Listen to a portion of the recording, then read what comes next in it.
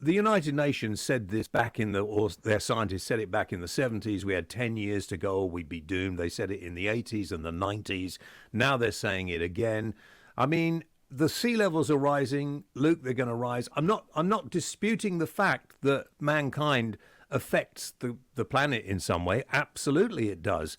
What I'm saying is all this rubbish that I hear, and particularly today, about we've got to do something and we've got to do it now or we're all doomed, is rubbish. Because there's nothing we can do today that really is going to change the climate dramatically. And we There's nothing we we're can't gonna stop do. China as well.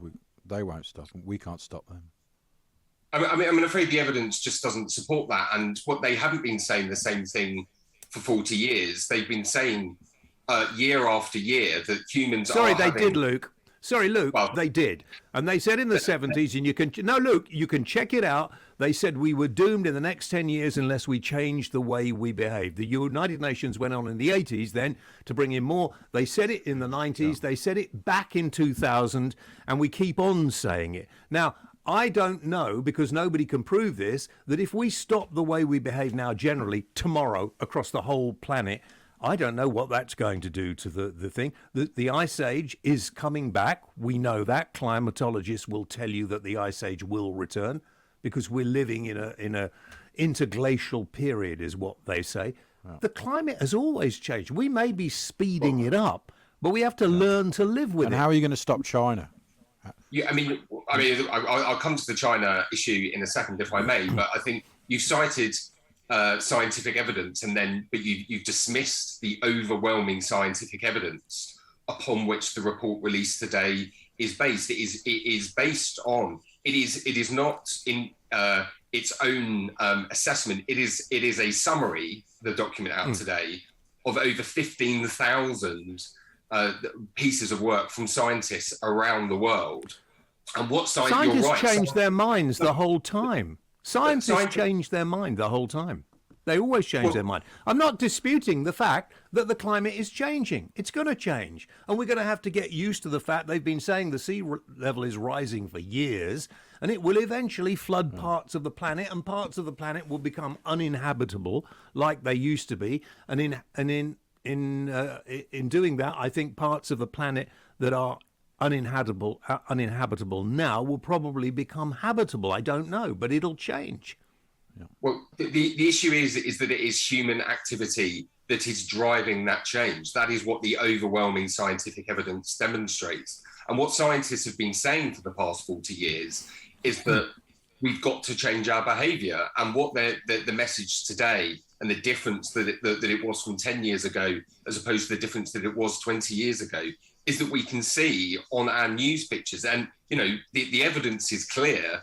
If you were watching Luke, the news, I'm sorry, mate. I'm sorry. You can see those pictures every year. You can see wildfires and floods, and you can see snowfalls, and you can see them all over the world. And when certain parts of the media buy into some of the crass that's spewed out by so-called experts, we can make anything look like it's going to happen. But let me put this question to you. I'm going to a quick break and then come back and get your answer. The question to you is, if it is so damaging, and if we've only got seconds to do this, how are you going to achieve it? How are people going to suddenly make us all get rid of our cars, all change the heating in our houses, all eat different food? Well, I think one of the things that we didn't hear as much about today, and this is the good news, is actually action to address climate change can bring about a whole host of benefits. You're right. We do need to change the way in which we get around. We do need to change the way in which we can heat our homes. But many of these things can lead to improvements in our lives. It can lead to cleaner air. Air pollution causes tens of thousands of deaths a year. By transitioning to electric vehicles, greater investment in public transport, cycling and walking, it will improve our health. By shifting over to hang on. We don't want to do that, Luke, because the biggest polluter on this planet is human beings. We don't want to make us live longer. Well, actually, it depends on how we behave. I mean, if every human being in the world consumed what the average person living in the UK consumed, we would need 2.5 worlds in order to satisfy that. The truth is, it depends on how much we consume, what we consume, and what we do. There are huge advantages. And so how are you going to get people to change? How are you... I mean, the whole thing is irrelevant, really, Luke, because of what my friend Ash said earlier. You are never going to get these big continents like China, Russia. They want our living standards. They're not going to say, yeah, "Oh no, they're not going to change." We'll forego that. Well, the truth is, actually, what's happening is the growth economy is in the green economy, and those countries that don't transition. And where is the green economy? Our research has demonstrated that we could create up to 1.7 million jobs in the green economy. I know that's what your research said, but where is the green economy that you keep telling me is doing so well? There is no green economy as far as I know. Well, the green economy is in manufacturing electric vehicles. It's in creating public transport. No, it's not. No, it's not. You're gonna really upset a lot of people. Most people can't afford an electric car. 10 years' time, when all the electric car batteries are polluting the place and all the kids down mines trying to get the stuff to make them, how is this going to be any better than what's going on at the moment? Well, electric vehicles are already cheaper over their lifetime than petrol and diesel vehicles. You're right, the upfront cost is more significant, but as we've seen with offshore wind, the cost. Talk to me about the batteries, Luke. Talk to me about the you need another battery. After about batteries. 8-9 years, you need a new battery, which is about 10 grand. So it's not really worth that in a second-hand car.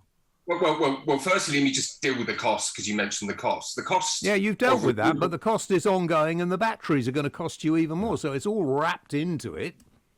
Yeah, but the lifetime cost of an electric vehicle is lower over the lifetime of the vehicle than a petrol and diesel vehicle. And the truth is, these technologies improve all the time. I'm sure people were saying the same things when they were sitting in a horse and cart about the invention of the motor car. The truth is, we are a hugely innovative, forward-looking species, and it is not beyond our wit to be able to create technologies that can deliver that are cleaner and more affordable than what we have now. It's what we've done. I'm told, I don't know, but I'm told that the new diesel cars are now far cleaner than any car before, and that the new diesel car is probably less polluting in the long term than any of these electric cars, because they're still going to pollute in different ways. The amount of rubber that gets sucked off the tires, the and lithium, the lithium and everything else. Cobalt.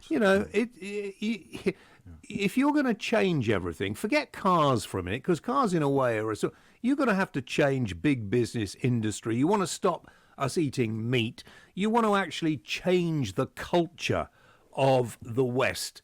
And I'm saying to you, there is no chance. And Boris Johnson, who I quite like, by the way, he's quite a fun bloke, but the governments and the politicians are being bullied along by scientists in this way, and nothing's going to happen because the people are not with you. We've just carried out, and we're in the middle of a poll on Talk Radio asking, are you concerned about climate change? And the majority of people, when I looked last, and there were sort of 4,000 or 5,000 people who had already voted, said no. Yeah, it's human beings. Isn't it? Ultimately, human beings will not give up their lifestyles even to save the world. That's just the human being's nature. Well, I'm afraid the evidence, I don't think, actually shows that. Most polls show, polls that actually take representative audiences from people across the country, show that 4 in 5 people are either fairly or very concerned. They say that. I mean, we've never solved world hunger. We could have done that. No one needs to go be starving anymore in the world. But well, in fairness, everyone would say we want to solve that. Well, in fairness, a minute ago, you were citing a poll that said that you said that people didn't want to make change, and when I cited one, you said polls are meaningless, and actually it doesn't matter. Exactly. I mean, they just say what they polls want. Are basically meaningless, but everybody like you, Luke, always quotes a poll along that. I just thought I'd join in. Well, the polls that I'm citing are kind of, accredited by the British Polling Council as opposed to one that's done on... I'm sorry, I just don't trust any poll. What about they China, get things wrong, Luke? They're not going to come on board, are they? Well, I think China, actually, you're seeing they've already set a 2060 date. The truth is... You believe whatever comes out of China, Luke? You're a very, very naive person. Well, it's true that the UK cannot do it on its own. We have to work with countries around the world. And the best means of the UK convincing other countries to take action is indeed by taking action ourselves. And as I was saying earlier, there's a huge economic opportunity in the green economy. China is increasingly recognizing that. They're now one of the biggest investors in renewables. It's going to be the home of low carbon energy in the future, potentially. They're still making coal-powered stations, aren't they, all the time? No, Luke, you're being taken in by a load of propaganda. They're going to say they're going to do that to people like you. They're opening another, 30 or 40 coal mines all over the world, coal-powered power stations all over the world. They're encouraging countries in Africa to do these sort of things as well. They may well tell the rest of the world they're going to produce, or they might even produce loads of wind energy and stuff for themselves, but they are not to be trusted. And if you think they are, why don't you get you and your think tank, bugger off over to China and tell them how to change?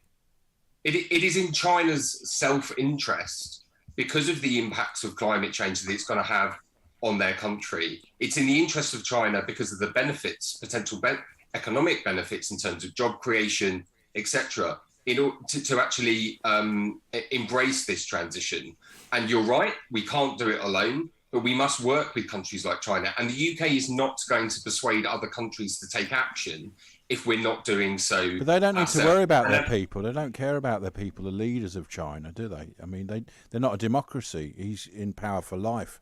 So you're thinking in a way that they're going to worry about what they're destroying the Uyghur population. Their own population they don't care about, do they? Yeah, I know. I don't know why you guys are so naive about this. Look at Tiananmen Square. I'm not here to defend China's actions. I agree that every You're country here to answer questions. And the question is, if a nation like China is not going to get on board, which I don't think for 1 minute they are, what you're saying is we've all got to suffer over here while China laugh at us, and probably other nations too, and you're going to make people's lives intolerable. But I think that's where we disagree. Actually, the evidence suggests there is a lot of benefits in terms of the transition to the low-carbon economy. Those countries that do not act, that do not invest, will be left behind. They'll be left behind economically, they'll be left behind in terms of their quality of life, and they'll be increasingly isolated by other countries across the world. China is not immune to the impacts of the coming climate crisis. Indeed, it is already being impacted by it. China has the same interest as other countries in taking action. Of course, the UK needs to work with other countries, but as the report showed today, and the evidence shows, and the overwhelming scientific evidence demonstrates, every degree of warming matters. So any contribution that the UK can make... You're not going to stop it. The planet is warming up. We might be speeding it up, but even changing all these things isn't going to slow it down, or even, as some of you guys have even suggested, might reverse it. You might mess the climate up even more by doing all these things. You don't know that. You have no idea. The report out today, which is it's by the United Nations. We don't believe what they say, surely. It's a summary document backed not only by the scientists whose work it is the summary of, but it also requires the sign-off by governments around the world.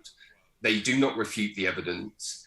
The overwhelming scientific consensus shows that human activity is causing global warming, is accelerating it, and actually we can take action. We can all take action individually, but we need to see big change by our governments, by our political leaders in order to take decisions to reduce emissions. We can absolutely make... Well, I totally disagree with everything you're saying, but you have the right to say it. But just answer me this one question, Luke. What is it you want to see the government do tomorrow? Because that's what everyone says. If we don't start doing it now, well, I mean today or tomorrow. What do you want to see the government do tomorrow? I think three things for me. One is to make far greater investment in public transport and the shift to electric vehicles. We've got to cut our transport emissions. It's the single biggest emitter in the UK. The second is to bring in new regulations in terms of home heating and to invest to support households to shift across to low carbon heating. And thirdly, is actually to work with the public on what is going to be the greatest single issue that's going to define our generation for the next 30 years. We've done lots of work listening to the public around the country, doing citizens' juries in some of the areas that are going to be most impacted by the climate crisis. And actually the public want to be involved. Well, they're going to be saying yes, aren't they? Because if it's the area most impacted by the climate crisis, they're going to say yes.